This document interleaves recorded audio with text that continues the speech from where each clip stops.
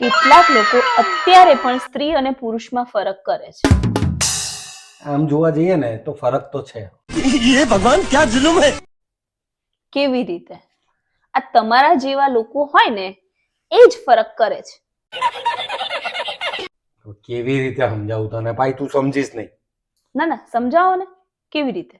चलो भाई. જો અડધી રાત્રે કોઈ ઝાડ ઉપર કોઈ પુરુષ ચડી જાય તો જે બીજા લોકો જોવે એ લોકો એને પૂછશે ને કે ભાઈ એ શું કરે છે ઉપર, નીચે ઉતરી જા, કહેશે કે નહીં?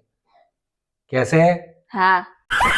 હા, પણ એ જ ઝાડ ઉપર જો કોઈ સ્ત્રી અડધી રાતે ચડી જાય તો લોકો એને ચુડેલ ચુડેલ સમજીને ભાગી જશે. આ ફરક છે.